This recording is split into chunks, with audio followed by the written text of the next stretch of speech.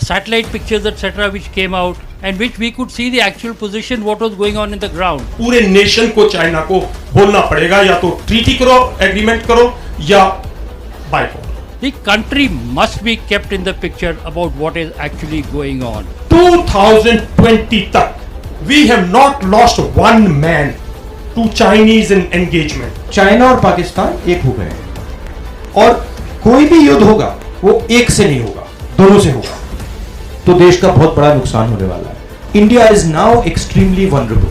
I don't just have respect for you, I also have love and affection for you. You defend this nation. This nation would not exist without you. The issue is about China. There was a lot of satellite pictures, etc., which came out, and which we could see the actual position, what was going on in the ground. The country must be kept in the picture about what is actually going on.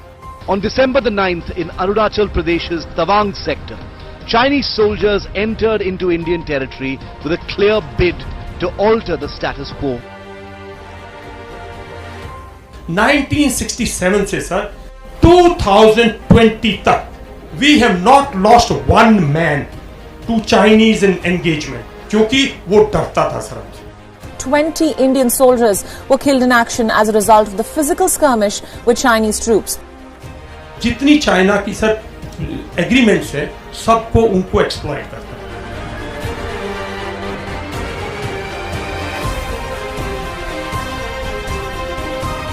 जो हमारी land agreements थी Britishers के time की, उसने 1950s में null and void कर दिया. China का सर ओवरऑल बाइकआउट नहीं हो रहा, पॉलिटिकल लेवल पे, डिप्लोमेटिक लेवल पे. अकेला सोल्जर अकेला खड़ा हुआ. जवान तो लड़ता है खेत के लिए दूसरे के जवान से.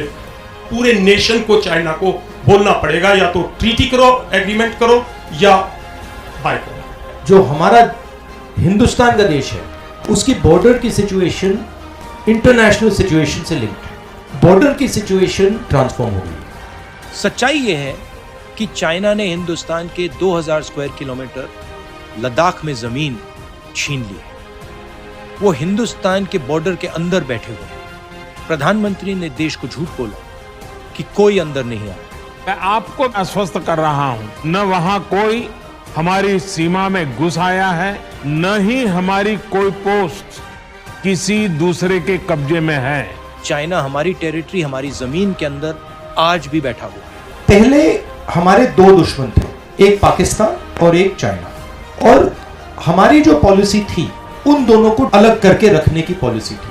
फॉरेन पॉलिसी के पीछे यही आइडिया था. जब राजीव गांधी जी वहां गए उसका भी यही आइडिया था कि ये दोनों एक साथ ना हो जाए. पहले लोग कहते थे टू फ्रंट वॉर नहीं होनी चाहिए, फिर उसके बाद लोगों ने कहा 2.5 फ्रंट वॉर चल रही है. 2.5 फ्रंट मतलब चाइना, पाकिस्तान, टेररिज्म.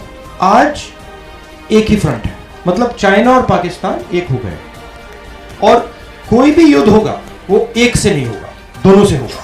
ये दोनों अब एक साथ सिर्फ मिलिटरीली नहीं कर रहे हैं, इकोनॉमिकली भी काम कर रहे हैं. बेल्ट एंड रोड है, ग्वादर है, वो चाइना के लिए बहुत जरूरी हो गया है. जो चाइनीज इकोनॉमिक सिस्टम है वो टेक्नोलॉजिकली, फाइनेंशियली बहुत तेजी से बढ़ रहा है. हमारा जो इकोनॉमिक सिस्टम है 2014 के बाद स्लो डाउन कर गया है. हमारे देश के अंदर डिस्टर्बेंस है, लड़ाई झगड़ा है, कंफ्यूजन है, नफरत है. हमारी माइंडसेट अभी भी 2.5 फ्रंट वॉर की माइंडसेट है.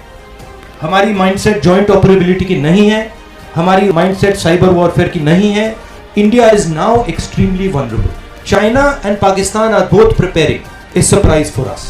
That is why I keep repeating that the government cannot keep quiet. जो बॉर्डर पे हुआ है सरकार को पूरे देश को बताना चाहिए, और जो भी एक्शन हमें लेना है हमें आज शुरू करना है. एक्चुअली हमें एक्शन 5 साल पहले शुरू करना था, वो हमने किया नहीं. अगर हमने ये जल्दी से जल्दी एक्शन नहीं लिया तो देश का बहुत बड़ा नुकसान होने वाला है. And I am extremely concerned about what is happening on the border in Arunachal, what is happening on the border in Ladakh, and I think Galwan and Doklam are linked, and they are part of a Chinese strategy to sooner or later hit us jointly with Pakistan. I don't just have respect for you, I also have love and affection for you.